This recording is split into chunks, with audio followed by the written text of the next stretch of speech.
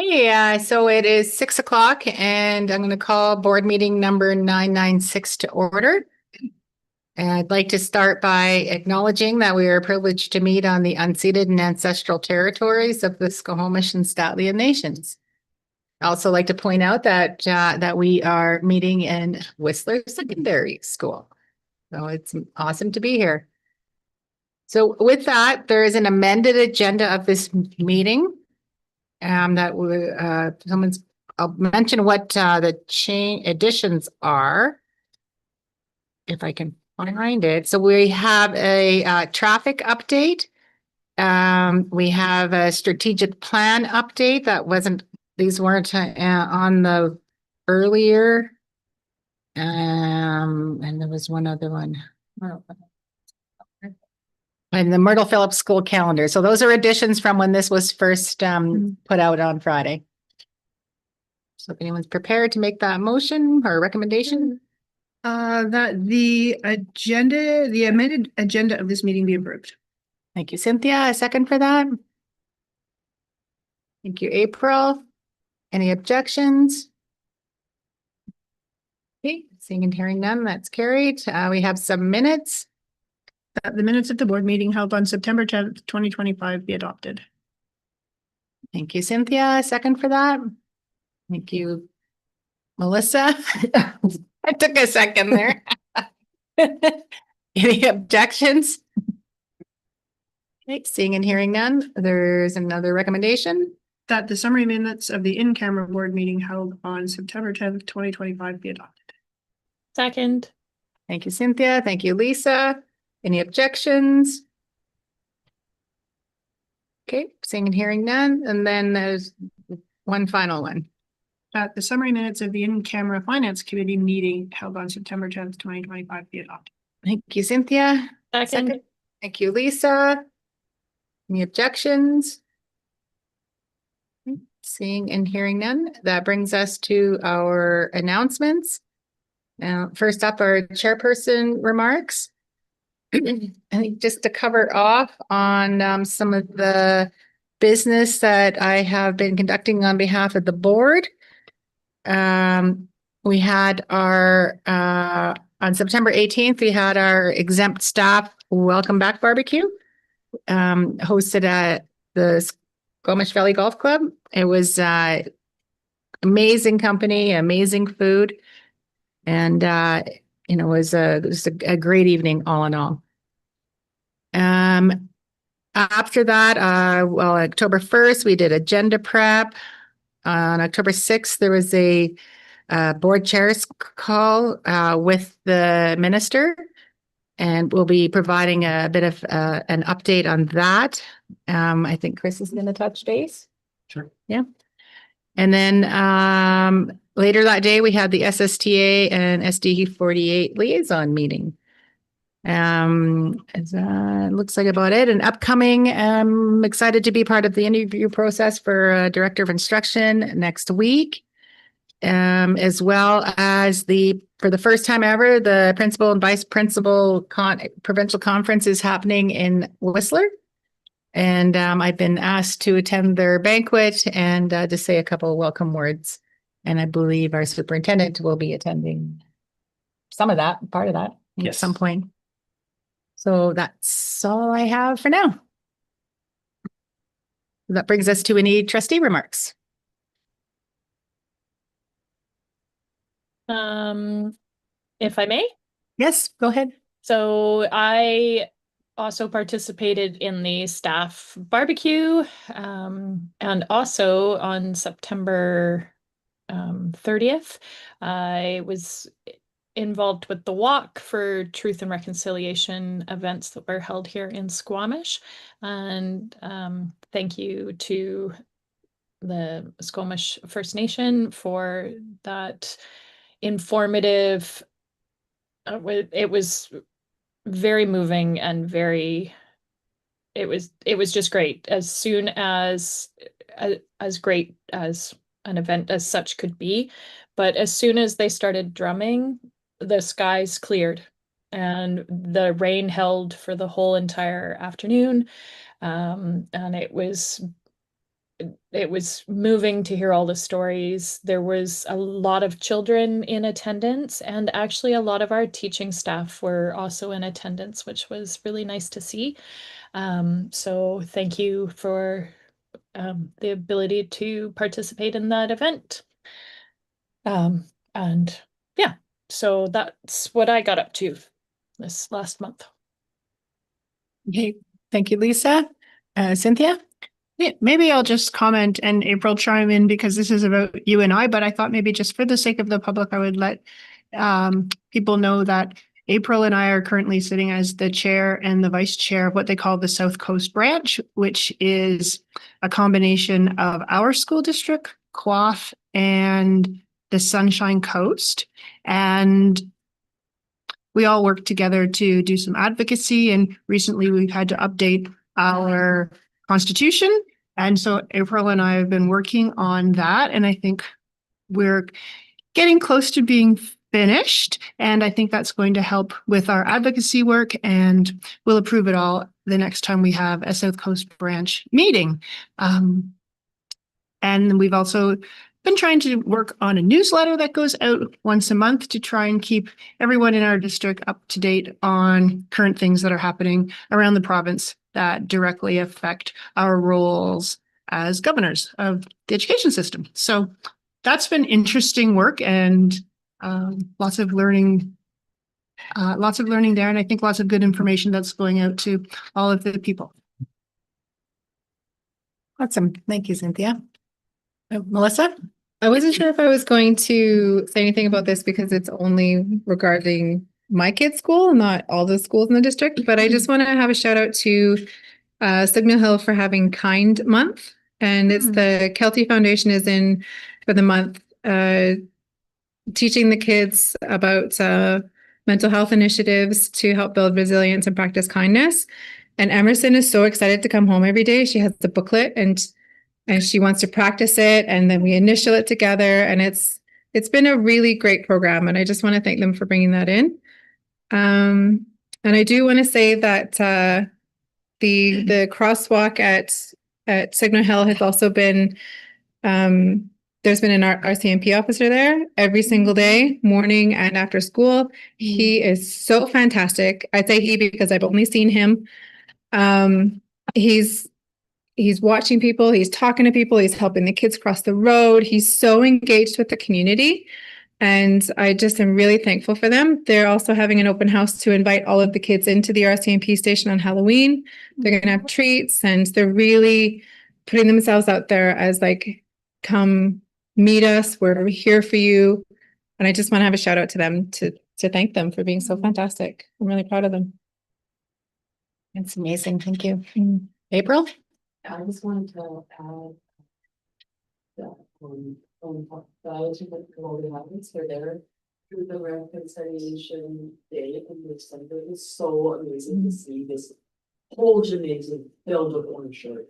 It's just so lovely. And what made that event really special was that it was fully written, researched, and presented by I'm going to say the grade 5-6 class at the Golden House. They ran the whole entire. They had done a lot of research on what truth meant, what truth meant, and what reconciliation when they presented. And the children were amazing. They just sat there and they heard a pin drop. They were so attentive to the presentation by the peers as well. Thank you, April. Hey, I don't see any other hands, so that'll bring us to our superintendent's remarks. All right, thank you very much. Good evening, everyone. I too will just touch on Truth and Reconciliation Day. We've heard some beautiful examples, and those are just some of many that happened across the district. And I do want to share, I know we have a presentation from Squamish Elementary on the topic a little bit later, but I've been asked to share from the grade 7 students at Spring Creek Elementary that they took the lead in this year's Orange Shirt Day Assembly at that school, joined by students from Macola Passerelle and special guest Dominique Nahaney of the Squamish Nation. Dominique, former school district 48 student, is now an ambassador and curator with the Squamish Leewat Cultural Center. and she shared her knowledge and experience with the school community. Students presented their research on local elders, speaking confidently in front of the entire school. Dominique spent time drumming, teaching new songs and dances, and helping everyone reflect on the importance of coming together as a community for Orange Shirt Day. And so I also just want to express my gratitude to the many knowledge keepers, cultural workers, singers and dancers across our district, from the Squamish Nation, from the Leewat Nation, from Wakwa, all those folks who so generously and graciously shared their culture with us, and the teachings and learnings that took place. So thank you for that. And I'll just remind folks that there's a fantastic photo collage on our district website. As always, most recent things under news and events, and folks can click through just to get a taste of all the fantastic things that happened that day. I also have quite a few observances to share over the month of October. As we start school up, we'd be remiss not to mention that October 5th, we observed World Teachers Day. And again, just taking that moment to say thank you to our amazing teachers, their dedication, creativity, and obvious care for our children. We know makes such a difference in the lives of our kids every single day, and that we appreciate all that they do. October 10th is World Mental Health Day, a chance for all of us to reflect on how we support mental health in our schools, workplaces, and communities. And I'd like folks to know again, under families and under students, we have quite a few resources that we update as soon as we can on mental health, not just around what's happening in schools, but the all important community services that are available to folks. So if folks are wondering what supports are out there and want to learn more, I really encourage folks to take a look at our website. And of course, so any kiddos out there who may be listening, please know that schools are always a safe place for you to share your concerns too, and we'll always do our best to help and guide you in the right direction if it's something we're able to do for you. This month is also Foster Family Month. And we know that family comes in all shapes and sizes, and that when you are surrounded, kids are around people who love them and care for them. That's really the most important thing. So I want to just again express gratitude collectively on behalf of the district for all our foster families out there. So thank you very much. And I've got a few other things from school. So at Mamquam Elementary, they wanted to share that teachers are continuing to work with Tamara Beaton, who's on our instructional leadership team, on their numeracy plan. So they're really focusing on helping students feel confident about being mathematicians. So not just memorizing math facts, but really understanding and applying them in flexible ways. There'll be some parent workshops with PAC and local daycares to help families support numeracy at home. So Mamquam, stay tuned for more information around that. And their tagline is a positive relationship with math starts early. At Statmas School, the students have had some really special learning experiences this fall. In partnership with Squamish Nation and BC Parks, they were invited to harvest blueberries in Garibaldi Park. Probably the first time a school group has done so in a long time. They spent time at a fish camp, learning traditional fishing practices alongside biology lessons. Next up, they're preparing to wake up a canoe as part of a new canoe program. It's all part of a deep connection to the Squamish seasonal calendar, and it's inspiring to see the learning and cultural connections that it's creating. One other thing I wanted to mention, folks may recall that yesterday on October 7th, the government tabled Bill 19, which is an amendment to the School Act. And if passed, this new legislation will enable school districts to look into providing childcare to children of all ages, including infants and toddlers. So there will be lots of work ahead to see feasibility around districts' capacity to do that. And that includes, if possible, year-round schooling. So during non-school days, winter, spring, and summer breaks. And the changes will also allow districts that go forward with this at the capacity that they can to enter into a cost recovery, a reasonable cost recovery, because we all know that to do this amazing work costs a lot of money and obviously a workforce. So that's all we know at this point. And we will share as we learn more. We do know that there will be, if it is passed, some policy changes coming our way, and we'll be obviously happy to share that with the board and with community and families as we learn more. And lastly, I should of course mention as we head into the Thanksgiving weekend to wish everyone a wonderful Thanksgiving and have some time to relax and connect with family and friends. And I know it's a little bit a long way away, but with Halloween coming up, yes, we want everybody to have fun and we really want everybody to be safe. And please, everyone from adults to kiddos, make good choices. We all want to see you the next day at school. Thanks so much. There's no school the next day. The next school day. How about that? You're all excited. It's Friday. Yes. Yeah. That's true. Thank you so much, Chris. I don't see any hands up, so we can move on to the Secretary Treasurer's remarks. Yeah, I just have something to say about questions of clarification. So if there's any questions of clarification from the public, they can be emailed to board@sd48.bc.ca. And they should be related to board agenda items. So we'll do our best to respond to those at the end of the day. Okay, thank you. Oops. So that brings us up to our students and staff presentations.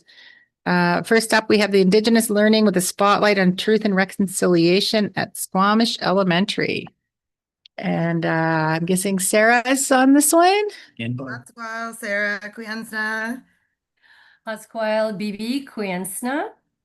So we are coming from the traditional unceded territory of the Squamish people. Thanks for having us. We wish we were there because it would be more fun if we were in person, but we're going to try and do this from Zoom. So Archie, you're going to get the slideshow going. Coming up now by the looks of it. Great.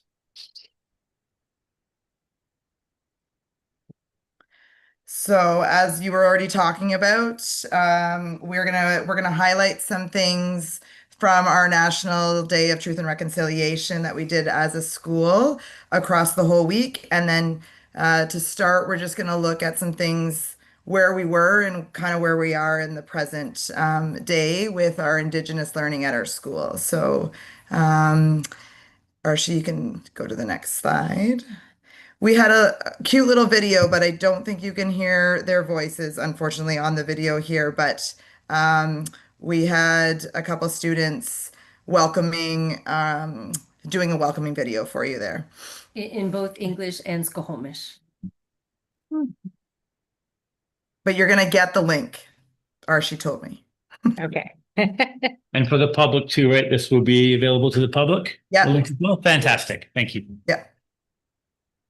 All right. So we hate talking about COVID, but it definitely had an impact. So there was already at the school, this was prior to me here as well. Bibi was here at the school, but there was, just some things had to stop through that time. So that we originally had a drum group at that time, and we're excited to have that now. Is it the third year? Third year, we've been able to bring the drum group back, and it's really neat to see. We've got kids that meet up during lunch hour right now and learn new songs, and they're so keen to drum. So we're going to talk more about that. What we're for sure noticing now is that the Indigenous knowledge and the Indigenous knowledge is embedded in the learning, not just not just on Truth and Reconciliation Day. We're seeing it a lot more throughout everyday learning, which is really, really we've seen a lot of progression over the last 4 years. Bev Harry is in our school, and she is part of the family, and she's got super comfortable. She's teaching legends now, doing beading, weaving with classes, has small groups come in and do weaving. Do you want to add anything there? But And she has we do beading and weaving on Tuesdays. Mhm. And she also is now really feeling comfortable going into classes. So we're scheduling her in Mondays and Tuesdays. She'll be teaching 3 to 4 classes a day in classes with students. Mhm.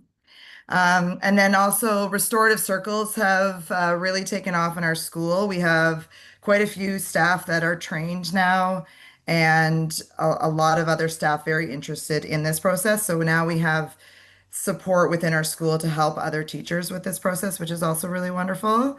I already kind of talked about the drum group. We'll get to that a little bit later too. And then we did a ceremony with the survivor flag. And then we've also been using the knowledge carrier handbook. So we just got to use the handbook through the National Truth and Reconciliation kind of week activities. So we'll talk more about that too. But lots of exciting stuff. Archie, yeah, perfect. So we have our Indigenous Learning Committee that has both EAs and teachers on it. And so we planned a week-long activities for Truth and Reconciliation. And so we had 2 items that were whole school, and it has the little asterisks, but rotations with teachers and Bev leading activities. And then we also brought in a Squamish dance group with Jasmine Williams and Lainey McCullough, and Roxy Lewis was the drummer. And they came and shared about their journey to learn about dance, and also taught the students how to dance. And then you can see all the other activities. They were, yep.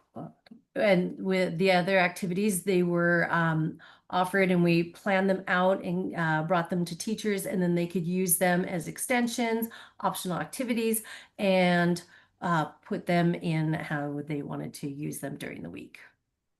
And we'll talk about some of these right, activities yeah. a little bit more. So the next slide, please.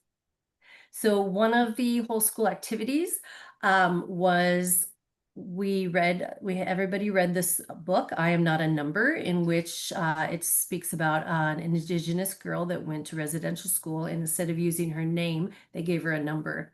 And we talked about how that would make someone feel, and we talked about why we're special and why we would never use a number and what makes us special. And so students in each class brainstormed words, some triple scoop words about what makes them special, what makes them unique, what makes them themselves. And so we had, for our assembly, we had the students share a link. You can see everybody made a link, and we brought all of the class links together to make a giant chain that linked all of our students together, saying that reasons why they're special.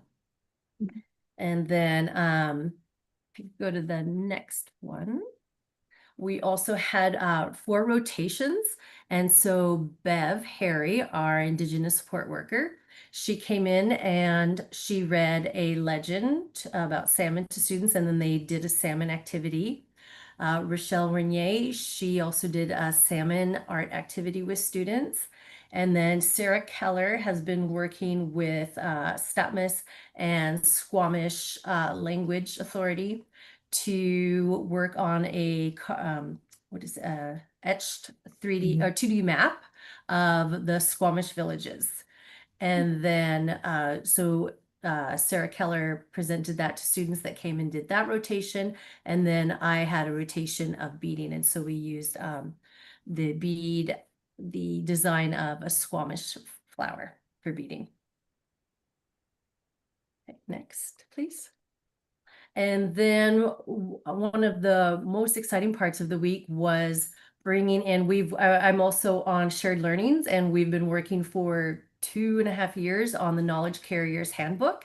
And so we were able to use that handbook to teach about protocol to staff and to students, how to invite in a knowledge carrier, that you invite them in, you meet them at the door, you greet them, you offer them tea and a little treat, and then make sure that they have somewhere to stay while they're here. So we brought them to the staff room. And then, so we had Lainey McCullough and Jasmine Williams come in, and they were absolutely incredible. Apparently, they said they've only taught adults, but they are so incredible with children. The kids were they just lit up when they were talking to them, and they were so kind and patient with the students. And then Roxy Lewis, of course, came with her beautiful voice and drumming. And so they taught the students the Yote dance, the Orca dance, and the students loved it. And so we can't wait to continue to use the Knowledge Carriers Handbook to properly bring knowledge keepers to the school to teach the students. And an exciting part of this for me was I taught both of these girls when they were grade 4-ish at Statmas when I was a teacher. So it was really, really neat to see them all grown up and sharing some knowledge with our kiddos at our school. It was really exciting to see them. So yeah, so for all this teachers and schools, definitely I would recommend bringing them into your schools to teach about their journey to dance. And you can see in the photo them as little children when they first started dancing. And the next slide, please. And the drum group, you can see Jamie Williams on the top right, or the back right. She is leading the drum group and bringing culture and language and song and dance to our school, and the children absolutely love it. We started the day on the day of the assembly, Friday. We had a morning drum, and we start off each school year and in each school year with a morning drum where the children come out, dance, and we sing the Chief Jimmy Jimmy song. And then parents are beginning to join in. More children are joining in. And so it is really important that we start the day off in such a good way. And we meet every Wednesday, and the kids come and drum during their lunch. And then Bev is working with the students to weave headbands. We're trying to have headbands for the students that are in the drum group, so they have some regalia. And then finally on Friday, we had our Truth and Reconciliation Day assembly. And as a staff, we've decided that we want to empower the students to lead our assemblies. And so for this assembly, we had Miss Keller and Bones, grade 4-5 students, work with their little buddies, Miss Newsom's 1-2, to run the assembly. And so the students taught about residential school. They reviewed parts of why we have Orange Shirt Day, and then they shared their links of why they're special. And then Madame Lazar's French class, they read the story I'm Precious, and then in French and English they explained why they're precious and made little hearts and showed the class why they're precious. And some of the reasons they said was, I am precious, I have a good heart, I try to include other people when I'm playing. And another student said, I'm precious, I appreciate my brain, it sends messages through my body. It helps, and my heart helps pump blood and helps me make good choices. And so that was our assembly to end the week. Next slide, please. And then some of our extension activities, baking bannock, and you can see some of our students enjoying making bannock together. And we have a couple different recipes. Ilsa is one of our EAs. She has she's Métis, and so she's provided us with a recipe. And we have other recipes from some Squamish Nation folks that wanted to share their recipe. And then we also had door posters where students talked about how every child mattered, and they would use their arms or make hearts or t-shirts to explain why they think children matter. And then for writing, some classes talked about how to show that other people matter, and they explained in their writing about that. And then another one was option was to look at the 94 calls to action. And the CBC Kids has a great video on that, so the students watch that. And then they answered the question, what's one action you can take to support call to action number 10, which is ensure that Aboriginal languages and cultures are preserved and revitalized.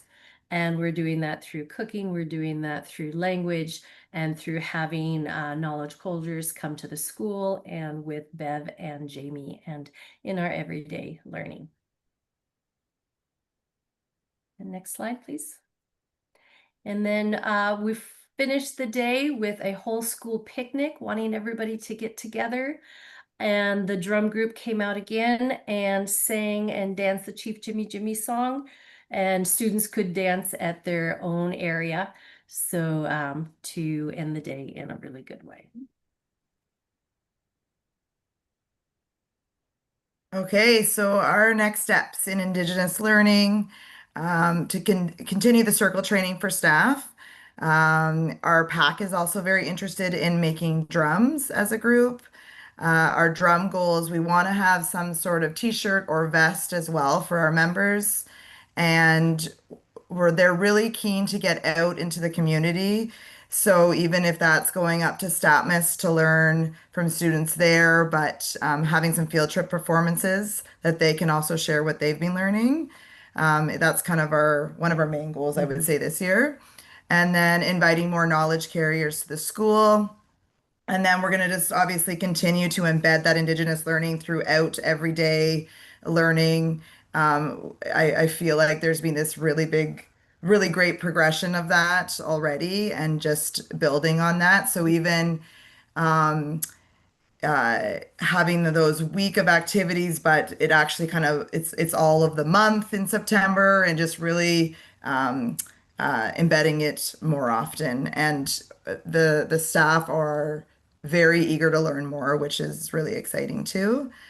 And then figuring out how to have more family picnics and monthly activities also in that June month at the end of the year too. And then that's about it that we have for you today. Any questions or anything we can clarify? Anyone have any questions or comments? I think that was beautiful. Thank you for sharing. You're welcome. An incredible amount of work obviously went into that. So thank you very much. And lots of credit goes to BB here. And Sarah, always so open and supportive of everything we do. We're so lucky to have her. I didn't tell her to say No, that. you didn't, but we're so lucky to have her. Well, that's fantastic. Thank you so much. It doesn't look like there's any questions. Okay. All right. Have a great night, everyone. Fantastic week. Wonderful. Thank Thank you. you. Take care. Thanks. Bye. Okay, so when are the? We have another presentation. Yeah, I know, I see that. But I'm just wondering, make sure we're not running into time for the other group. Okay, perfect. All right, so next up, we have the Provincial Literacy Initiative, and we have Pam with us somewhere. There she is. Hi. Good evening. Hello. Thank you for having me this evening. As was mentioned, I'm here to kind of provide an update and a little bit of an overview of the Ministry of Education and Children's Childcare, the Literacy Initiative. We all understand that strong early literacy support for children helps them to become successful lifelong learners. And so the provincial initiative is intended to increase literacy levels of all students and allow for some targeted interventions, specifically in those early learning years. Early identification and intervention is key to helping students who may be struggling with literacy in their school years, so that we can make sure that they are more successful throughout their education. You can go to the next slide, please. Thank you. So the ministry did announce this initiative in early 2025, and they've provided some frequent updates for us and a little bit of some shifting in this process. One of the key updates that we received in August was that for this year, the 25-26 school year, that a literacy screener is going to be mandatory for kindergarten students. And then in the following upcoming years, it will be moved into grade 1 through grade 3. So for this year, we're focusing on those kindergartens, but with the understanding that in the next couple of years, it is going to progress. All districts also have received a literacy grant just to help us support the approach to professional learning opportunities for our teachers and build their capacity, and as well as our support staff. So we have actually allocated some time to one of our instructional leadership team members so that they're able to go in and do job embedded support and literacy instruction with teachers. And then some monies as well for release time for teachers to actually work with that instructional leadership team to make sure that, you know, they are doing the processes the way that they want to be doing, to look at next steps to support students in those types of things. So we're trying to, as that comment says, to support more students, but I'll talk about some challenges with this in a moment. If we can go to the next slide, please. One of the wonderful things about Sea to Sky District here is that you already have, and we have this wonderful balanced literacy framework, which highlights literacy as requiring both these fundamental skills and foundational skills and a process-based learning experience, which really includes that rich, engaging, higher order thinking aspect. We do believe that, you know, this balanced approach to literacy is the best way to support learners in this ever-changing world. So educators are helping students to identify, you know, what literacy skills they have to help them find joy in literacy activities and develop literacy skills over time. So as we look at this balanced literacy approach, it does really focus in on the foundation involving teaching those fundamental literacy skills, and then learning as a process as well, so that students are experiencing inquiry, doing some exploration, and playing with literacy as well. If you can go to the next slide, please. That balanced framework then has really helped with the early literacy essential skills profile. So in the district, this is known as the ELP, and this has been around for quite some time. It's an established practice that already occurs for kindergarten to grade 3 students, and many teachers are already well versed in it. The ELP is this literacy assessment that really helps teachers with instruction to build on each learner's strengths and support their growth. It does help guide with assessment, some responsive planning, and personalized teaching for them. It actually tracks to how younger students are developing in their literacy skills over time, supporting learning across the classroom and the district, as a lot of this data then is shared with us at the district level. Each student also has their own student portfolio then that follows them through their primary years. And it has some of the assessments in it and some writing samples. So it helps teachers from year to year as well see how students are progressing. The ELP, at this time, the portfolio does meet the requirements for the ministry to be an early literacy screening tool. It's brief, it's specific, it's reliable and valid right now for us, and it is actually administered by the teachers. And those are some of the key criteria that the ministry is looking at when we're looking at a literacy tool. This is where I do want to put a little bit of a caveat in this, that, you know, we need to be aware that these early literacy screening tools are not universal screening tools. They may not be appropriate for all students. So we do have to kind of watch which students we are looking at. Students, for example, who may be deaf of hard of hearing or have any fluency-based speech disabilities, it may not be appropriate, and we may have to do some adaptation. Next slide, please. So what does this mean kind of for our little ones in kindergarten this year? Well, they will be participating in the literacy screener activities during the school day, 2 to 3 times per year. These little short engaging tasks are designed to assess skills of their phonemic awareness, their alphabet knowledge, oral language, and their writing. And teachers then use that to help tailor instruction and, if needed, to look at what tailored supports they might require. So we know that literacy doesn't just happen within the school, it also happens at home. And so as you can see here on the screen, this is from our school district website, where we have many strategies to support literacy at home as well. So we do encourage parents, to continue fostering that love of reading at home. We want them to be reading together, talking about stories, exploring books at home in their language, because these all will contribute to the literacy development for that child. Next slide, please. The ministry as well has put out some information to support parents, and it has a lot of ideas here as well of what they can do to help support literacy at the home. Next slide, please. One of the big goals for me over the next year, given this literacy framework and this literacy initiative, is to really look at what we can do from K to 12. We want to make sure that we are providing support for a continuum of literacy for all of our students. So through kind of that inquiry lens, we are going to be looking at how we will continue to develop the skills that are required at the K to 3 level. So the early literacy profile does support that. It looks at the phonemic awareness, vocabulary, fluency, comprehension, and we want to make sure that that is continued. But we also want to start looking at what can be done to increase and improve literacy skills at the grade 4 to 7 level, where we're really focusing in on expanding vocabulary, comprehension strategies, and looking at their writing for different purposes, as well as those are the times where we have our the FSA, the Foundational Skills Assessment. So how can we support students better with that? And at the grade 8 to 12 level, kind of that secondary level, we want to really be targeting in on the specific literacy skills that are required for those specific subject areas.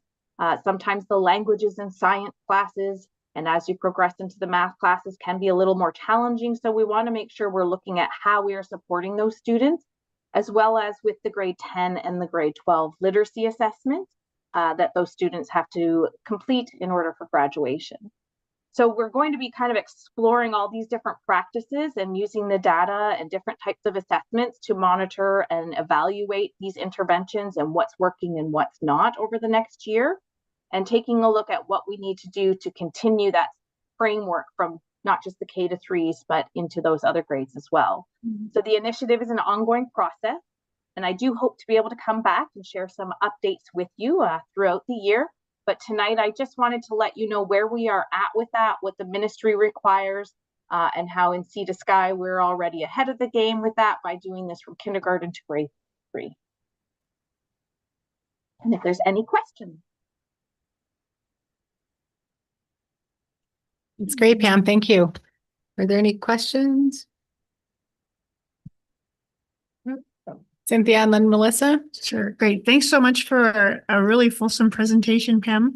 I think you might have covered this, but just for clarification, this is an assessment tool.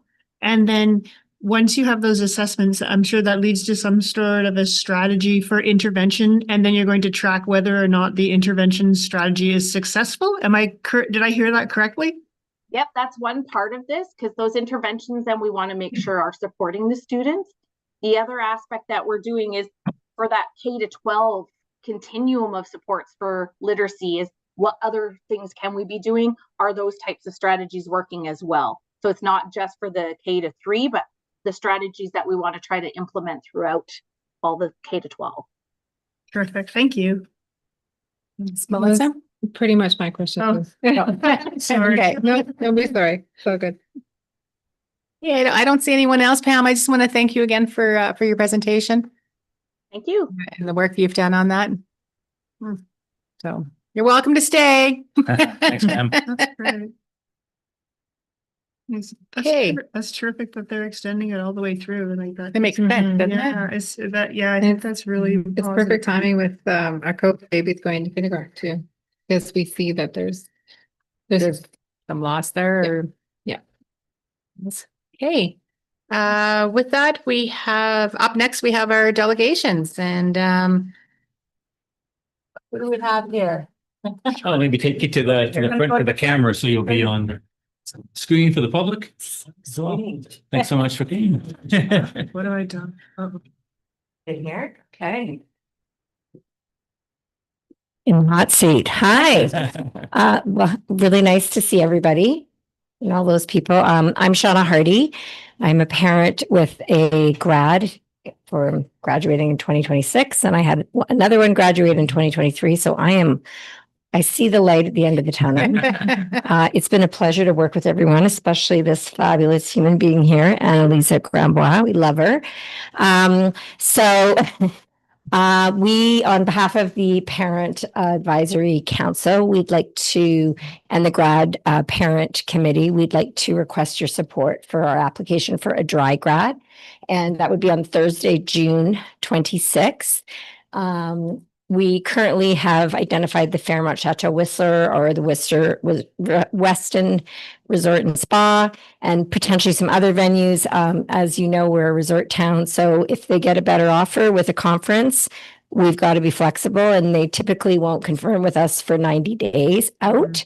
So we're keeping our options open. They all know about us, and we've certainly had great communication and success in the past. We anticipate up to 150 grads with dates. As you may know, we also include Waldorf, and about 20 parent volunteers from grade 11 students. So very similar formula. In the past, I am joined by Audra Williams with this application and as the leads for the grade 12 parent committee. So you can go to the next slide if you don't mind. And what you can just see is the format of what we're going to do, which is like this photo's for you for fun. Anybody's from the 80s, like hooray for us. Anyways,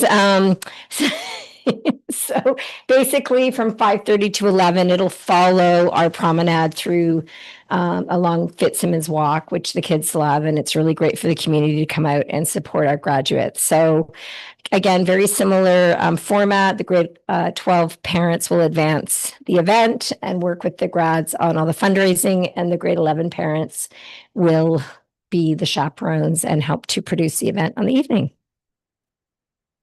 And of course, you're going to be there. Absolutely. And John Hall and whoever else. Yes. Yeah, for all the fun. Yeah. Yeah, so that's it. So we really greatly appreciate your support. Can I just interject and say, yes? You know, I know the team that's been doing this work, as you said, you've done it for the last 3 years or so. This is my third. And each time, I know, you know, the feedback, it's been super successful, super safe. Everybody had a great job. So just from staff perspective to the board, we have every confidence in this team for sure, for ensuring Nope. safety for everyone. No pressure for us, right? Yeah. Thank you. But also just on another note, just would really like to thank you for your support of the fitness room, because I was also involved with that. So just while I have you in this captive space, I really want to thank you. It was a kind of a big vision that we took on, and it's really exciting, and the kids are super excited about it, and we couldn't have done it without you. So thank you so much for really supporting that vision. Really appreciate it. Any other questions, comments? I have no concerns. No, it seems like everything is Well-oiled machine. going well for several years, and there doesn't seem to be any changes to the application outside of the date and number of kids. Unless do you foresee any No, I hope not. significant changes really from things that have happened in the past? No. I don't think so. I think we've got it dialed. Yeah. Yeah, so that's good. And then working alongside Annalise and her team. Of course, as well. yeah, very, very closely, and with Michelle. Yep. Yep, Michelle's amazing. So yeah, that's the plan. So I'm guessing we are looking for a motion today. Or Often generally we'll what wait we've done. a month, but for the grads, we know folks are raring to go. So if it pleases the board to do the motion today, they can get going.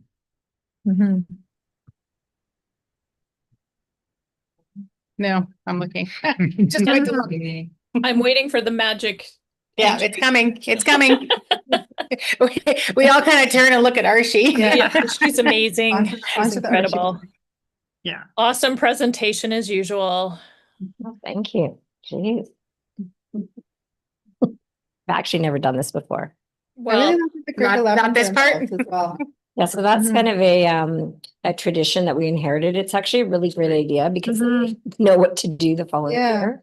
And it also gives the grade 12 parents an opportunity to celebrate too. Because it's, it's not just Rather about the than do kids, the it's work. also about them. Yeah. Did the parents go to the prom as well? Just the kids? No, although I do know several communities where the parents actually go. Mhm. That happened when I graduated, but that was a long time ago. But yeah, I think we've just done it this way. But we did try one year a reception before, but it was a bit clunky because it was after COVID. But I think the kids just kind of want to do their own thing. Mhm. I've been told. Yeah. I don't blame them. They have a lot of The fun. parents love Yeah. them. And they go Mhm. back. Ages ago, I think Whistler Blackcomb hosted an event for parents and Yeah. and graduates, but Mm. in the Roundhouse. Right, that Like, has been a pre-day. request. Yeah, so that would be a bit trickier, but not impossible. Yeah. So, If the parent chaperone per gondola, I'm sure it would be okay. Yeah. There's a recommendation there now. That the Board of Education approve WSS's dry grad plan as presented, contingent on the final approval by the district and school staff. Second. Sorry, not contingent, contingent. Contingent, yeah. Sorry, wrong word. Thank you, Melissa. Thank you, Lisa. Are there any objections? Sean, just so you know, there are 3 trustees Yes. online. Look, yes, they're not seeing the back of my head because No, No. it's all right in front of you there, yes. Got it's all the good. I front. can actually see you in the screen kind of, so. Yeah, we can kind of see them too. I know. But thank you for coming. Yeah. And thank you so that has much. been carried. There has been no objection. Awesome. Thanks so much for you, Jen. you're doing a Yeah, great you bet. job, everybody. Thank Keep you. up the great work. Thanks, everybody. Thanks for coming in. Happy planning. Happy planning. I know we're still on, but I just did the trustees did get a chance to pop in. Yeah. Looking great. Wonderful. Thank you. Yes. Yes, that's Sure. amazing. Thank you so Yeah. much. Thanks so Yeah, much. it's coming along. Very exciting. Yes.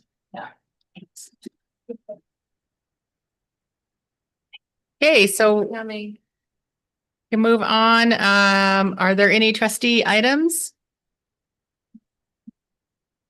Not hearing any.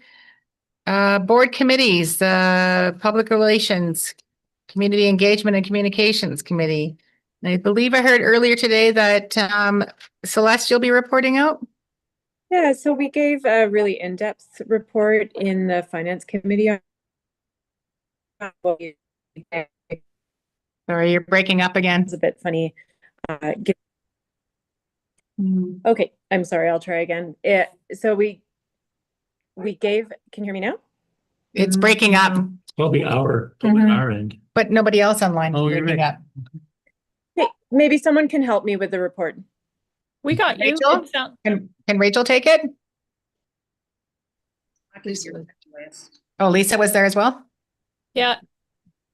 I was just observing, but Celeste, I could hear you. Did Yeah, you go for it correct? again. I think you're stable now. If you Okay, don't mind. sorry, I don't know what was happening there. Can you hear me okay now? Yes. Yeah, now it is. Okay, so I gave a lengthy report in the Finance Committee on what we discussed in public relations. It feels a bit funny giving a super long report, but I will just say we discussed the budget development survey, which is being every year when we do the budget development process, we refine pieces of the process to make more efficient use of our time and make sure that we're collecting data in a way that is most helpful. So you'll see changes to the survey this year. If you'd like to hear the detailed report on those changes, I would check out the Finance Committee meeting. But I would like to say it's really important if you can take the time to complete the survey. I think the changes that Jen's made has made it a little bit faster to complete, which is always helpful for people. And maybe the biggest thing is for people who may be a parent, but also a staff member at the district. You can complete the survey now twice from different lenses if you want to give feedback from a staff perspective or a parent and community or community member perspective. So please complete the survey when it is finally released. We really appreciate the data, and that is it. Okay, great. Thank you. You have your hand up, Cynthia? Yeah, do we know what the date is for the release? I'd have to No, knock off my no, head. It's in okay. November. November, is in November. The timeline we were looking at said Yeah. something about November. Okay, we don't have the We'll exact decide it. date yet, though. Yeah. Oh, I think it'll be soon. Okay, I was just curious if we knew the exact date yet. Okay, that's all right. But November, that's perfect. Okay, thank you. Okay, was there anything else to report on public relations? Was it? Okay, then we can move on to the committee of the whole. So committee of the whole met earlier today. And again, this was an open meeting, so it has been recorded and it will be available online for any of the public to see. We did the usual conversation regarding our calendar, and there was some other discussions for upcoming motion meetings and our own training sessions, ed sessions. And yeah, just a couple of other housekeeping items that will be available online. And with that, there is a minute recommendation, if anyone is prepared to do that. That the minutes of the committee of the whole meeting held on September 10th, 2025 be accepted. Thank you, Lisa. Thank you, April. Any objections? Nope, hearing none. And then that brings us to our policy committee.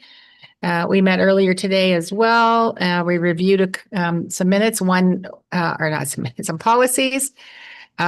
Two will be coming forward later on in this agenda for approval, and one has been sent back for additional work. And with that, there is a recommendation. That The minutes of the policy committee meeting held on September 10th, 2025 be accepted. Thank you, Lisa. Thank you, Melissa. As you started swallowed my tongue there. Any objections? Okay. Hearing none, then that brings us to finance. We met earlier today as well and reviewed. We got several reports that, again, this was an open meeting, so it is all available, recorded, or will be online for your review. And that with that, we have a minutes recommendation.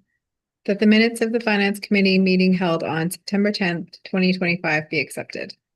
Thank you, Melissa. Second for that. Thank you, April. Any objections? Seeing and hearing none, then that brings us to we don't have any business arising under our general tab. Information items. So Feeding Futures update. And I think we have Marin Corkery. Is that how do you pronounce it? Did I get it? Marin is joining us via Zoom to give us an update. Hi, Marin. I see you now. Yeah, you got it right, Marin Corkery. Sorry, my lighting is a little bit blue because it's dark out and by the window. Yeah, let me just see if I can share my screen. And I've got a bit of a presentation to share an update.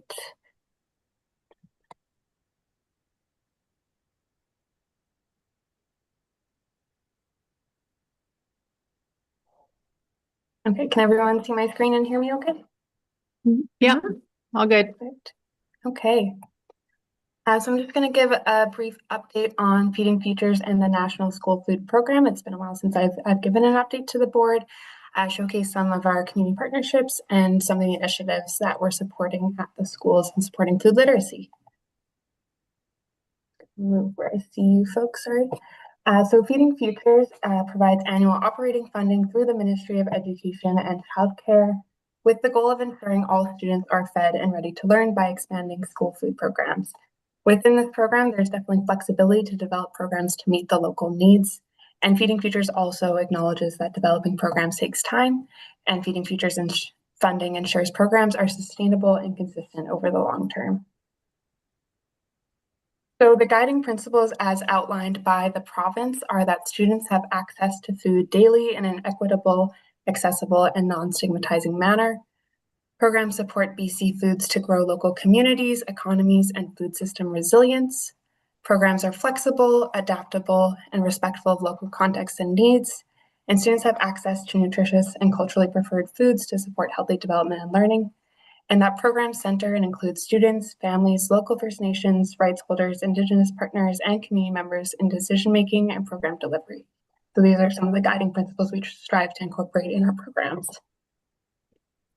The National School Food Policy in 2024 outlined the vision that all children and youth in Canada have access to nutritious food at school in an inclusive, non-stigmatizing environment that fosters healthy practices while strengthening connections with local food systems, the environment, and culture. So that's kind of the North Star that programs across Canada are striving to work towards. So Feeding Futures has outlined the goal of reaching 20% of students who need it most in a destigmatizing manner. So in SD48, that would be about 1,035 students. And between the federal funding and the provincial funding, that works out to being less than $3.85 per student per day. Or if we looked across the whole district, that would be less than $1 per student per day. And that includes food, equipment, admin, wages, all of those things. So that definitely showcases how cost-shared programs, partnerships, and shared investments are really key to bring these programs to life. And again, shows how programs might vary from community to community and school to school due to those different contexts and needs of students. And then that I've also included just the overall amount of Feeding Futures and the National School Food Program in terms of the funding we get across the whole district. So like I mentioned, these types of programs really vary between schools. And so some of the models that we use to ensure that students have access to food include community fridges that you've probably seen at some of the schools, breakfast programs that are offered before school and provide a space for connection as well for students to join in, by donation lunch programs to ensure that programs can be accessible, but also financially sustainable. Food carts are things that are a bit more mobile for schools that don't have kitchens or centralized gathering places to eat, as well as providing free punch passes or cafeteria cards for culinary arts programs and schools that have this, so that way students can access the programs in the same way that other students are accessing without having to single themselves out or have something different. So just providing a bit of an update on some of the programs and partnerships across the district. So a change that happened this year is the Squamish School Meal Program, where we can in Squamish under Squamish Climate Action Network. And this is a really great example of those multi-level partnerships. Squamish Can has been able to get access to the 55 Centers kitchen that's supported through a lease through the District of Squamish and some partnerships with the 55 Plus Community Society. And then we're able to run a low barrier lunch program out of that kitchen that supports the elementary schools as well as Stop Miss School. And then we'll also be taking on providing some of the food for Don Ross and House Sound in the new year as well.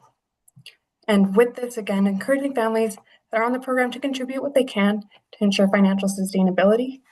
We had over 480 students sign up, which was more than we expected from the pilot. So we'll just be monitoring that and modifying programs as needed to support the students. Within Whistler, we partner with Whistler Community Services to stock low barrier community fridges that provide breakfast, lunch, and snack options for students. And Whistler Community Services does a great job of collaborating with schools, PACs, local community, really leveraging volunteer power and really supporting the schools within Whistler. They're also able to incorporate some local produce donations from farmers and other community partners to be able to make sure that gets to families and students that need it most in the community. In Pemberton, we work with a few different partners. The Pemberton Food Bank continues to provide food to help stock the fridges to ensure daily access for students. And then we're also doing a meal pilot with Grimm's Deli 2 days a week to pilot a universally available contribute what you can by donation lunch program. And it's opt-in and a low barrier sign up, and then providing extras for students who might need it or are hungry at school or forget their lunch, that kind of thing. And continuing to provide breakfast programs before school. So some of the other initiatives and ways we support building school food culture at the schools across the district include supporting cultural food events, updating infrastructure like fridges, storage, that kind of thing, supporting sharing initiatives related to food literacy and resources developed by other community partners, doing some staff training and Pro-D, continuing to build systems and capacity around communicating to families, that kind of thing, collaborating on an eating at school resource for the early years for kindergartners and kindergarten families, supporting grant reporting and applying for additional grants, leveraging community partnerships, and sharing out initiatives such as filming with the Ministry of Agriculture to showcase some of the programs that are happening within our district. And here's some photos of some of these amazing programs. There's many more photos that I don't have here, but there's a lot of great programs happening. So you can see there's some hands-on learning with students. There's some elk chili that was made to have with Bannock for Truth and Reconciliation Day at Sea to Sky Alternate. There's some partnerships with the Pemberton Men's Shed up in the right corner, partnership with Squamish Can in the left. So you can really see that these programs are really supported by the community and help to make sure that students are getting food at school, but also developing hands-on skills as well. So that's the update from my end. Any questions or any comments? Well, thank you so much, Maren. That was very informative. I do have one quick question. So do we, I should probably know this, I suspect, know how, like the long-term plan to continue funding this from the government? Yeah, so Feeding Futures has been moved from the 3-year funding to ongoing in the base budget. Sorry, I should have mentioned that in the presentation. That's a great question, Rebecca. No, I probably should know that.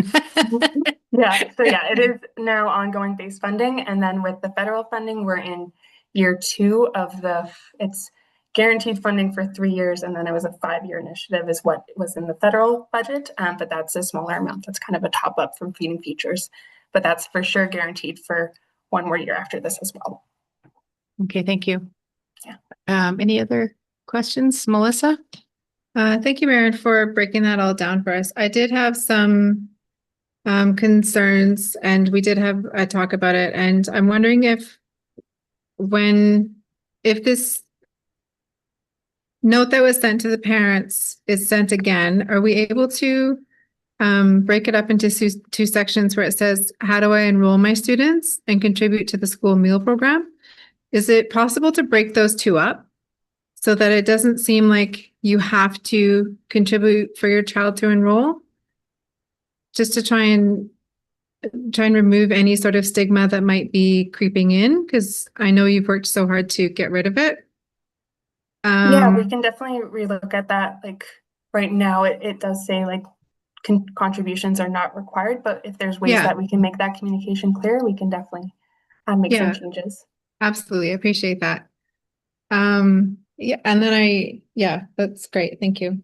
And for the record, we were speaking about the fact that regardless of other initiatives such as, opportunities for 2 or 3 day a week hot lunch programs, etc., the community fridges, so the accessibility of food in school is ongoing 5 days a week, every school day. Folks don't need to wait for those special days for food programming in order to access food.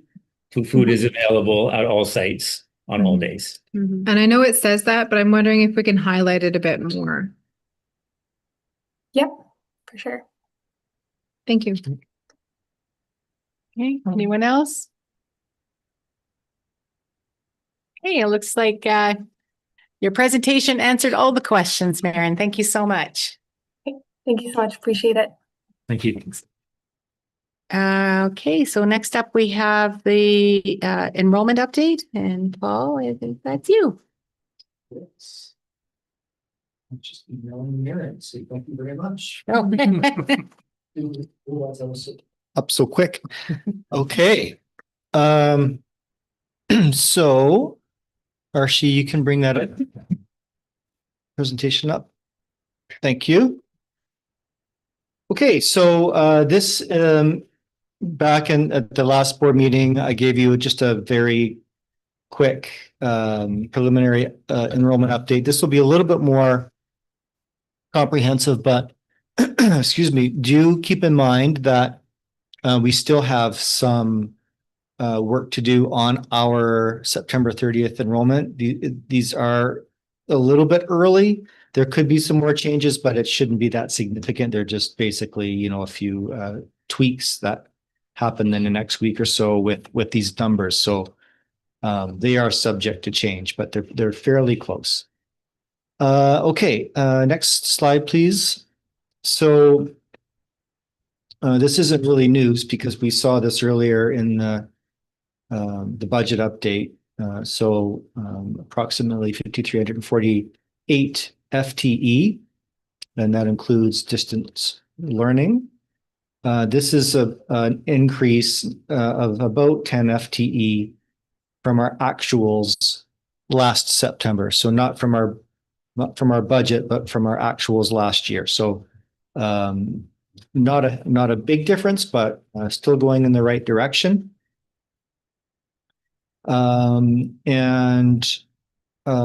International student FTE, the last bullet, we are at approximately 100. Now we have more students than that, but it's 100 FTE because a number of our students some are here first semester, some are here second semester. Next slide, please. What was last year's? Good question. Oh, is that it there? Yeah. No, so this is actually the head count. Oh, a head count versus, yeah. Versus FTE. So I think last year we were slightly higher, not a lot higher, but we were higher. I'm just curious. Yeah. So about 5,205 students. And again, this is an increase of about 70 from our September 30th actuals. We can go to the next slide. All right, so we fixed up this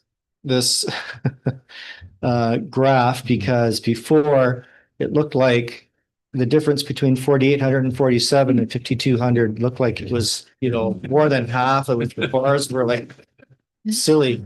But now it's the opposite. Now it looks like there's hardly any difference. But you can see that there's just that little bit of a bump there this year. And we all know that we had years of growth that was, significant. And the growth has slowed down, but I would say, we stabilized.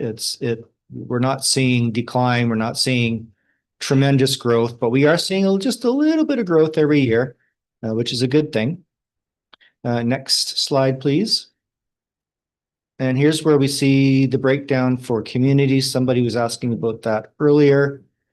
So you can see continuous growth in Squamish, and then Whistler did see a little bit of decline over the last few years, but has bumped up again just a little bit this year.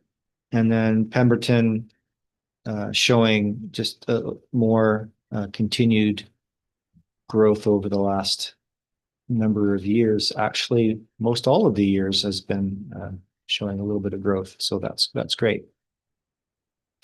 Next slide. This is French immersion enrollment. So you can see there has been a little bit of a decline here.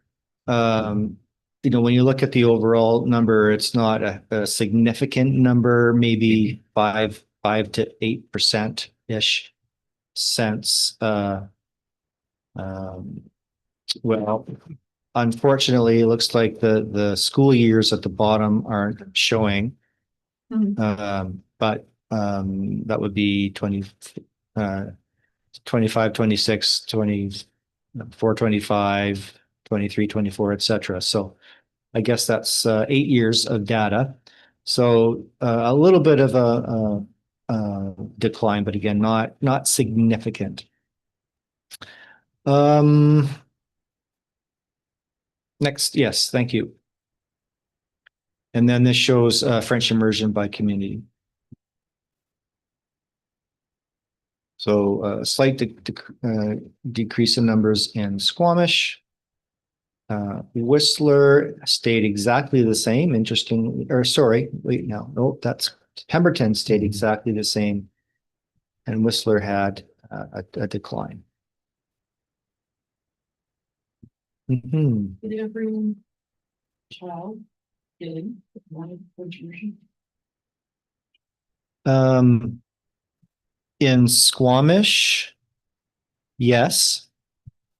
In Whistler, I believe so. I know there were 1 or 2 students on a wait list, and off the top of my head, I'm going to say I think everyone got in, but I'm not 100% sure on that. In Pemberton, there was a whole group that just because of the numbers, we weren't able to make it work. So they're kind of on hold. We're only running a grade 6, 7 class this year, just this the one class. So there's a larger group that will be looking to enter the program next year in grade 6. Yeah. Yeah, just to be clear, those were grade 5s. The 6s and 7s got in. Yeah. And so we'll wait for those. Well, the 6s were already in, they were in grade 5, but it's grade 5 group. And then this slide just shows all of the elementary schools, and this is just essentially last year to this year. The green was last year, and the blue is this September. So you can see some schools grew a little bit. Some schools declined a little bit. Some stayed very similar. Or exactly the same. Exactly the same. Yeah, that's And Blackwater. yeah. And then the last slide, I believe, shows the secondary school. Oh, there we go. The secondary school changes, but you can see how sound had quite a jump. That was the cohort. Yeah. Moving through that we anticipated. Whistler Secondary had a bit of a jump. Pemberton Secondary had a jump as well. So that's where most of our growth is coming from in the secondary schools. Yeah. So, you know, we might see a little bit of a drop in enrollment in a few years, because once this bump goes through high school, we've seen that there's been a little bit of a leveling off at the elementary, so that could happen, or things could pick up again. But yeah, definitely things have stabilized overall. And that's it. Okay, thanks, Paul. You're very There- welcome. Any other questions? No, hearing none, and thank you. You're very welcome. Next up, we have e-bikes in the district, and Lisa, this was one of your questions. Yeah, thank you. I just wanted to remind families, particularly at the Don Ross, as I do my drive around. There seems to be an abundance of e-bicycles that are likely not legal for our youngsters to be utilizing. And just a reminder that their safety, we did sorry, I pulled it up a second ago. There is an article in the Chief that we, the school board, we put forward some information to, and it is very important that students are being safe. And shall I leave it at that, Chris? I really just want to thank you for raising it. I will remind families that on school websites, mainly under the code of conduct, and even specific items under e-bikes, each school has listed, just for parents' knowledge, what the provincial rules say about e-bike use. And again, just from staff's perspective as well, I can share lots of concerns from administration and teachers and support staff. Myself as well, driving around, just seeing kids doubling up on bikes, which is not allowed, no helmets.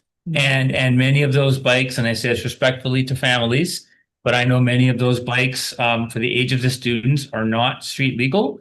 And while the district is not by law enforcement, and we won't want our folks to be doing that, our main concern is the safety of your children, and you know, folks in the community, as these bikes go whipping past people and, you know, get onto the roads and in front of cars and whatnot. So I'm worried from a superintendent's perspective that we're going to have more and more accidents. I know there have already been some for some kiddos, you know, requiring you know, from broken bones to broken teeth.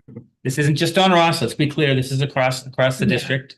And I just appreciate the opportunity. Thank you, Lisa, on behalf of the trustees, for just raising that awareness. And I know our principals are grateful for that as well. And again, we'll continue to ensure we're providing messaging as best we can to families, and just really hope that any families listening, we'll take a moment to, just bring up these things with their kids. We were all kids once ourselves, but I know myself, I certainly didn't have access to some of these little speed rockets. And I know I didn't always follow the rules either. But I think given the technology that kids have access to with these bikes, the stakes are a little bit higher and maybe the danger a little more likely. So we want to keep you safe. We want to continue to learn with you and from you. So thanks, Lisa, for bringing that up. Yeah, the article from the chief, they did a great article in the chief in Squamish for those who have access to it online. It's an article from August 17th, 2025. And our Jennifer, she put in some notations on behalf of the school board. And just please be aware of what your children are doing, what our students are doing on the bicycles you are purchasing them, because we just don't need any injuries for these kids. It'll be catastrophic for school community for sure. So thank you. And also thank you to the kids who are wearing helmets. We do see probably 1 in 8 that are wearing helmets, and it's better than 0. Yeah. So thank you to those kids. Anybody noticing police presence, anywhere? Yes. School sites where. I can share the RCMP have done a few visits to a few of our sites, including Don Ross and others, just reminding folks of the rules, letting them know, if we were to catch him in community, this would be a fine, et cetera, et cetera. We're not giving fines on school property at this point in time, which I think is the right thing to do. But the RCMP have been engaged at the start of the school year. And last year there was a bit of a blitz into the springtime. We know e-bike use will probably lessen a little bit as the weather goes. We also recognize, again, for lots of kids that are using their bikes responsibly. Thank you for mentioning that, Melissa. Thank you to those kids, because we know it is a viable means of transportation for many of our kids. We just encourage them to do it safely. Okay, well, thank you, Lisa. I move on to school calendar, and Paul, that is you. Yeah, thank you. This is actually an action item. Myrtle Phillip has put in a request to make a change on this year's calendar. Oh, I see you're down in 2 spots there. Am I in 2 spots? Okay. Yeah, why don't we wait? Because there's actual motion at the next one. Oh, is there? Was that, I think this is that one about school calendar year? Is this the letter from Victoria No. that we're talking about? Oh, yes, maybe it is. You know what? I'm sorry. I'm talking about the wrong thing. That's my fault. That's totally my fault. The chair is on it. Yeah. Okay, I see. So the calendar's down there. I just had it in my head that this I was. think it is a letter. Yeah. No, yeah. So my apologies. So we did receive a letter from a citizen who had some concerns about the placement of the last non-instructional day we had last week. It was on Monday. Some of the concerns raised were that because it was placed so close to National Truth and Reconciliation Day, it may have taken away from the focus that we should have on that day. She made the same point about having a non-instructional day close to Remembrance Day, and was wondering what the process was. And she also cited, I believe, concern about non-instructional days being placed on long weekends. So I did respond and thanked her for her note, and I pointed her in the direction of the policy, so she would be able to read the board's policy on what the process was. But I did let her know too that I would bring her correspondence forward to the board because it was addressed to the board. So that's what the letter was. So she did respond and express appreciation for the information. and learning a little bit more about the process. Of course, which the board knows that there will be a survey that we do every 3 years on the school calendar. And on that survey, we receive a lot of feedback from the communities around how folks feel about the placement of non-instructional days. Many folks feel that they would like to see them placed on weekends where there's a holiday from time to time. Some folks express that they would prefer not to. So we get all, sort of opinions across the spectrum.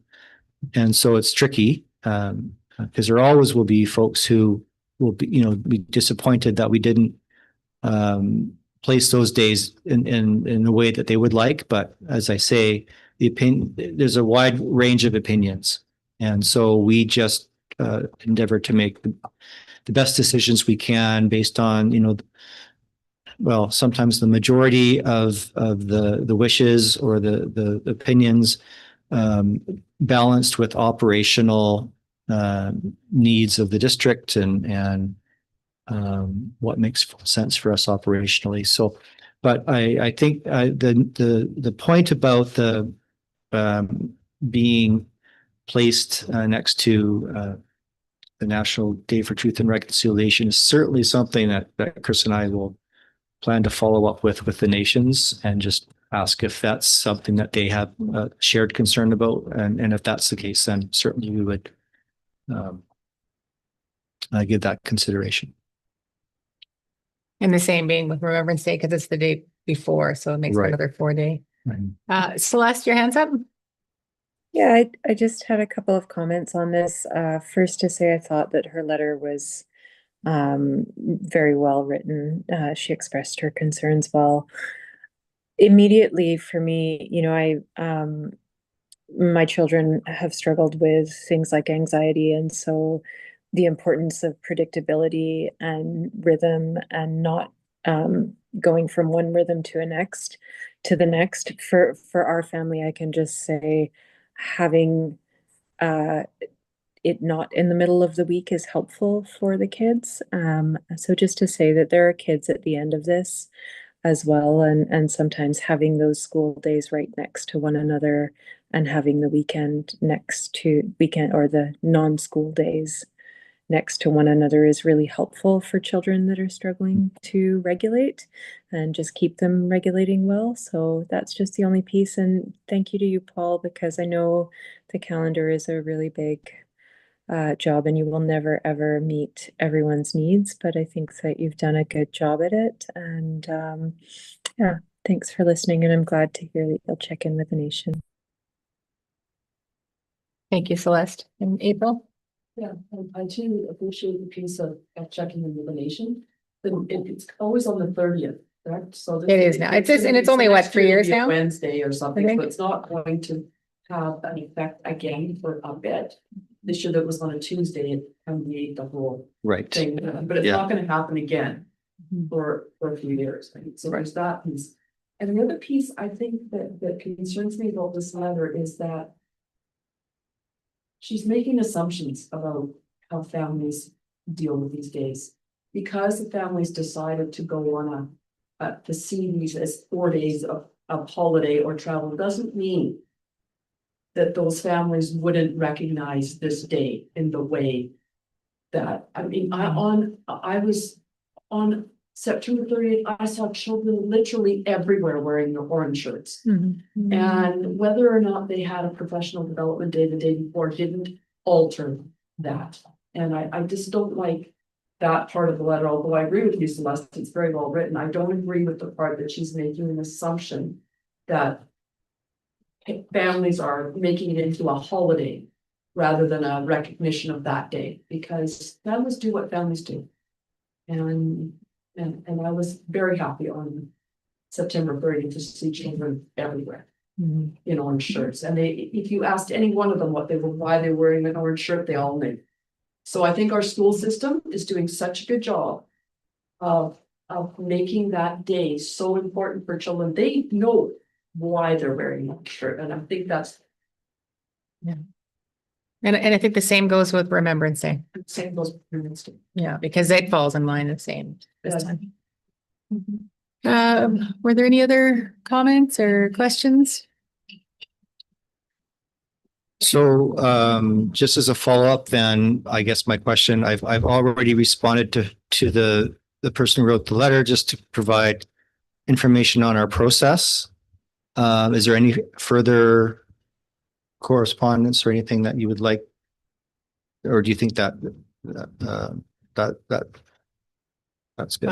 In my opinion, I think if you've referred to what the process is and you've, acknowledged receipt, I'm not sure that how much more we can do other than, If it's okay. it won't fall the same next year. Right. Maybe what I might do is to send another follow-up just to say it was discussed here at the board and we appreciated the feedback and Yeah. as always, we'll be asking the public for feedback when we, Yeah, uh, and respectfully, right. this, Yeah. we cannot change the calendar this year.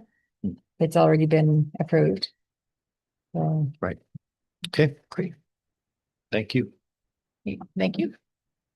Okay, I don't see any other hands up, so we can move on to traffic update. Danielle. Thanks. And so we just found out today, actually, that there's going to be some construction that's happening in and around the Don Ross School. So just wanted to give the board a heads up. It's going to affect traffic, and we're working with the contractors to put together some kind of messaging to go out to families. But just wanted to, it's going to actually affect the area for about a year. So putting in some infrastructure in the area. So just wanted to give everybody a heads up on that. Will it change bus times? Potentially. No. It's not as far as I'm aware. It looks like it'll be the same. Just some traffic changes. We might be making some parts of the road one way. It looks like there's 3 different phases. So there'll be different traffic signs and stuff going up through those different phases. And to be clear, the communication will be coming from the construction company. They just provided us the information just this afternoon, and they're looking for input so we can make it clearer for families. That's great of them. Yeah. Because Yeah. you might be able to work out with them, like openings in the morning and the afternoon. If there's any changes, we just don't Yeah. have enough information Yeah, yet, but we'll get there. that we let you know, and that should be coming out shortly, because I believe the first day of this apparently starts on the 14th of October. Yeah, it's starting next week, like right after the that's- holidays. So that's why I wanted to get it on this agenda, because it's starting very quickly. Oh, Well, I think just for the sake of safety, if we can give parents as much information as possible about what any sort of traffic pattern, sounds like it's just going to be traffic pattern changes. What's Are going too, so I to don't know. be, then they can be aware. That's right. It's going to be single lane or whatever it is. I think just if people can be a little bit forewarned, then they know that they maybe have to just execute their transportation with a little bit more caution and safety in mind, because don't be on autopilot. It's not going to work. Well, I'd be curious as well as is going to impact any of the bike routes, kids biking to school. And also parents dropping off their kids and trying to get to work. For them to know to leave early. A little extra time, maybe. All right, well- we'll count on the construction company to provide us with good information, and then we'll pass that along, I suppose, is the best Yes. next steps. Yeah, great. Thank you. Okay, so next up we have a strategic plan update, and that's you, Chris. Yeah, okay, great. So thank you to April for reminding us that we said that each month we'd give an update on where we were at. So I have to report that the senior team has continued their meetings with our facilitator, retired superintendent Kevin Godin, who is a bit of a strategic guru. And so he has taken us through a number of activities at the sort of management level around looking at our district, not in terms of our literacy scores, numeracy scores. That's going to be the work of the rest of the district, of course, but just in terms of those core pieces of a strategic plan, and core knowledge about the district. From where are we with our draft values and guiding principles, our mission statement. So we shared that with him and shared the board's openness to doing those tweaks as it goes out to community, and we get more engagement back with that. Took a look at where we were in terms of what's known as a SWOT analysis. So you're looking at what are opportunities for the district moving forward, what might be some, we call them threats, and that could be things like, concerns around budgets, etc., just to get a sense of, where we were as a district, which helps us in our work moving forward in terms of what might be some of the priorities and things we speak to. So we did a lot of work with him on that. Our next stage, and this is super exciting. So folks who are listening, we will be reaching out over the next week or so to specific partner and rights holder groups, because we will be forming what we're calling the task team. So if I could actually share my screen, I will just share a refined graphic, because it's always easier to speak to images. Whoops. And folks will remember that I often have many screens tabs open. So let me make sure I click the right one. And you want to see my grocery list. That's a joke. There we are. So shortly, there we are. This is sort of a visual of what the process might look like. Sure. And of course, at the core board, that's you and your governance piece around your strategic plan. The guiding team references the senior instructional team, as well as our secretary treasurer, and our director of human resources is part of that team as well. And then the groups around that circle, the instructional leadership team, learning services, SSTA, etc.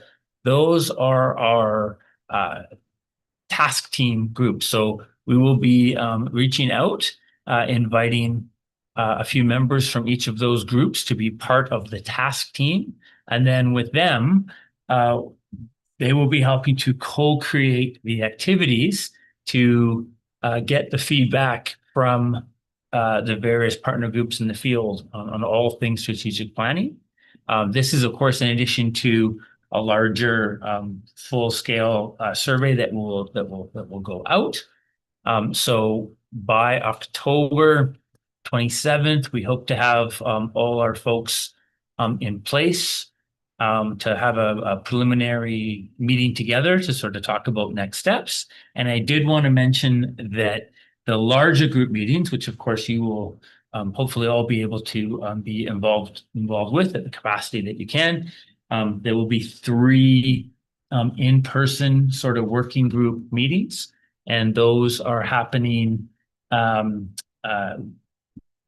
closer to February, late January, early February, again in the spring around March, April, and then finally in June again. But again, as each task team group goes out with a facilitator from one of the guiding team and is getting that information, getting that feedback forward, we'll be synthesizing that together and sharing out with the board as well. But the real work is going to happen obviously over the course of those 3 workshop days together. Can we get those dates like ASAP? Yeah, we should. We don't have those yet. We have some preliminary notes in there, and we're trying to hit the Wednesdays, of course, because that's where we know the board has the days. But it's either going to be the Wednesday or a Monday, because that's our other day where it works for the majority of folks to come together. So the work that we did on the strategic plan Yes. already, Yes. where is that? Yes. So so folks recall, I appreciate all that work that we did with Joe Crona. And so we have shared, for example, with the senior team, the leadership team, the principals and vice principals, we did some preliminary work with them over how those guiding principles and values resonated. We also did some work on what would that look like, feel like in your school? Like, how would you see it if it was alive, and what would be some enabling conditions to make those things a reality? And so we're again in the process of gathering the feedback and the input so we can put everything together in a coherent whole for further discussion. When we did talk about the values and principles, Kevin asked what did we feel was the appetite of the board or the comfortableness of the board if there was feedback from the field around doing some tweakings. If you recall, we had the definitions and we had some discussions amongst ourselves. So the trustees, is this a guiding principle? Is this a value? So we felt there was still flexibility on the board to refine those further, because we want to have the impact from the field as well, from the teachers, from the rights holders, et cetera, in terms of how those terms resonate, and is it truly capturing who we aspire to be. April? I'm a bit confused about the task team. Is it just the ILT and the learning services, or is it everybody out in the blue circles? It is, so there's the instructional leadership team, learning services, the SSTA, school and district PVP, police operation, QP, and the IEC. They will all have reps on the team, and then they go out to their larger group. So for example, if we have two folks from ILT that are part of the task team, they will go to the rest of the ILT. And then we're also going to be ensuring that we're having school level specific, like there'll be focus groups. Like that will be the strategies, right? So these are the folks that are helping to lead the work. So it's going to be meetings with 2 people from each of the blue circles. Depending on the number, 2 to 3. Yep. With us, with Kevin, to 2, 4, 6, 7. Yeah, to then talk about now, how do we best for each of these groups? How do we best engage with them? Is it a focus group? Is it a town hall? How would we like to ensure we're getting the feedback from the wider field? So this is this spoken hub or spoken wheel model is a way to ensure maximum feedback back and forth. It's ongoing opportunities for engagement that lead into the 3 bigger days.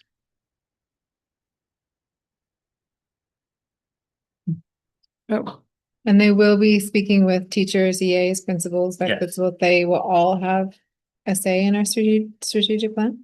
Yes, because the reps from each group working Yeah. with a member of the guiding team will be responsible for, rolling up their sleeves and designing, co-constructing what that engagement looks like so that they can go out to their specific cohort to Perfect.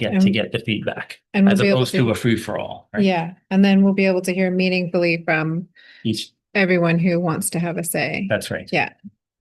Excellent. But us as a school board, we're essential, but we're not part of the development of it all the way along. Nope, that's the work you delegate for this team to do. But we're reporting back, we're letting the board know. So when the ILT did their work, this is the input that they gathered. These were priorities that they identified. So we're synthesizing all of it and then bringing it to the board.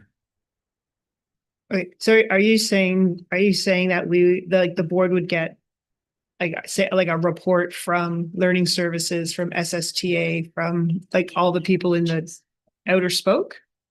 Yeah, I'll be providing updates for what's happening, what's going on with each of the groups.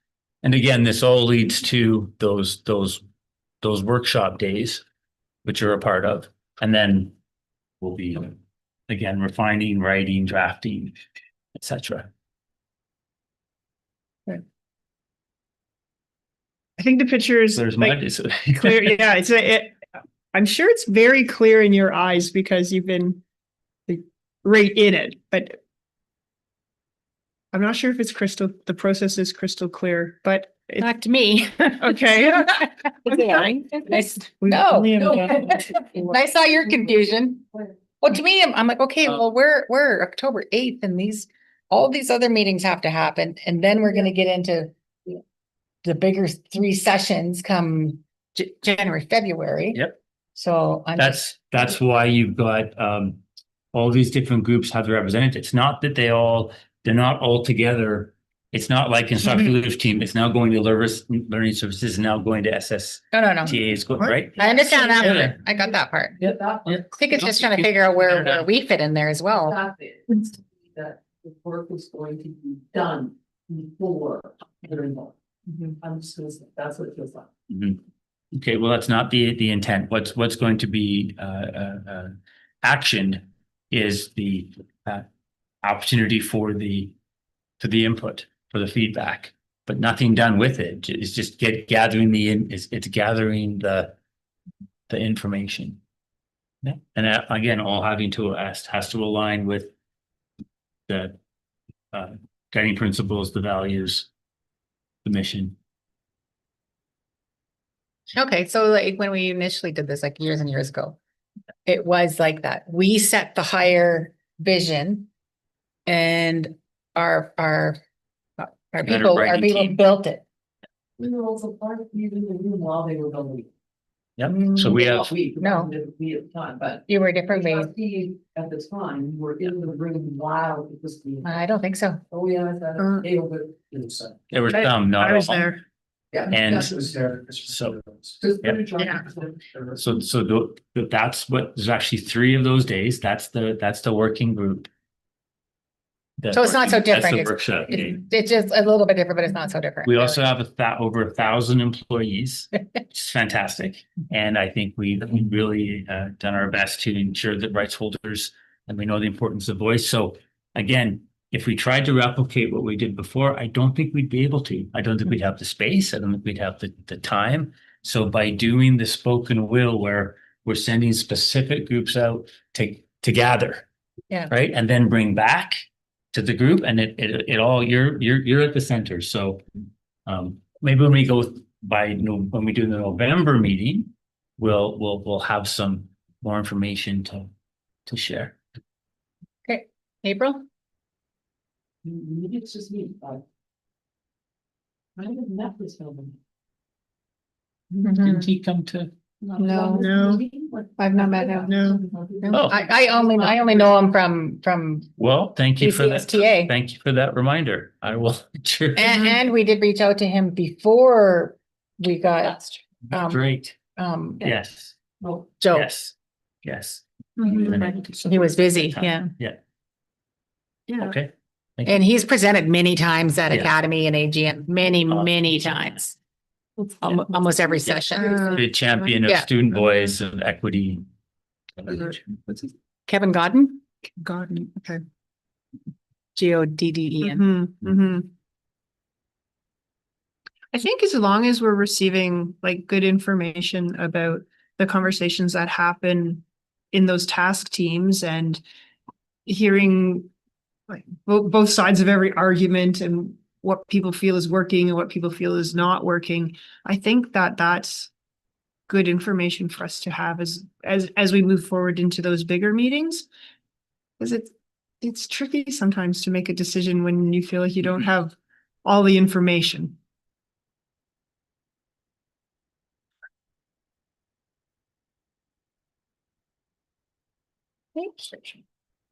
Anything else? On the agenda. Okay, thank you for that, Chris. Looks like there are some attachments there, a couple of attachments, correspondence. There's that letter again, right? So that's there. We don't have any items for discussion. And there are a couple of policies that came out of our earlier meeting. Paul, what? Oh, no, it's okay. It's later. Okay, that's okay. The calendar thing. Oh. It falls on again later. That's okay. So, Go tonight. Paul, do you want to speak to the first one at all? Well, just quickly, It is all captured. yeah, so policy 702 is basically the board's policy on student fees and deposits, and it was up for review, and there really have been no substantive changes to the content of the policy. The changes have just been editing for clarity and efficiency. We made it just a little bit shorter. And that's really it. Okay, thank you. And with that, there is a recommendation. That the Board of Education approve policy 702 student fees and deposits as presented. Thank you, Melissa. Thank you, Cynthia. Any objections? Okay, hearing none, then we have policy 902. And Chris, do you want to speak to it at all? Yeah, that was updating school parent advisory councils. Folks call it the last board meeting, updated district parent advisory councils. In this policy review, again, nothing substantive, mainly housekeeping changes, but I did want to just reiterate the point. Felt it was important to highlight the fact that PACs are autonomous councils outside of the Board of Education and have their own policy and bylaws to follow, and that folks should be able to find those policies and bylaws, or constitution, I should say, on school websites under each specific packet. Thank you. Thank you. And with that, there's a recommendation. That the Board of Education approve policy 902, school parent advisory council as presented. Thank you, Cynthia. Second for that. Thank you, April. Any objections? Okay, seeing and hearing none, that's carried. So that brings us to our action items, and we have Myrtle Phillip Elementary School calendar. And Paul? Deja vu. Okay, so this item, it was discovered that there was an error, not an error, but just an inconsistency, I guess. So in Whistler, Myrtle Phillip and Spring Creek had their early dismissal days for collaboration on different days. And typically we would try to align those. And so it was brought to the attention of the district and the school.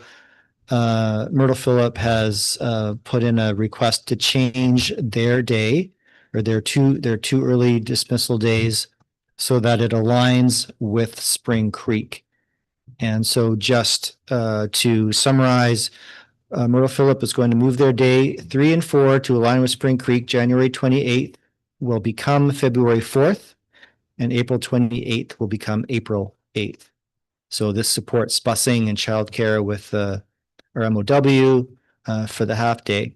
And dismissal on those days will be at 11:45. So we're asking the board for approval for that change. Okay, thank you. There's a recommendation there if anyone is prepared. I'm just trying to get back to that the board approves the updated school calendar for Myrtle Phillip Elementary as presented. Thank you, Cynthia. Is KM the principal of Myrtle Phillip? No, that's Brianne Aldecroft. Okay, it still says Katrina Lowe on here. Yeah, It could be because when these calendars were built, it was 3 years ago. that would make sense. Yeah. All right. Okay. Is there a second for that motion? No, thank you, Melissa. Any objections? Okay, seeing and hearing none, then that's carried. Thank you. We don't have any items to be brought out of camera. There are no bylaws. So now we're just looking for questions of clarification from the public. There are none. Okay. With that, then, we are 7:54. We've completed the business of this agenda and we are now adjourned. So, thank you, guys. Good night, team. Thank you.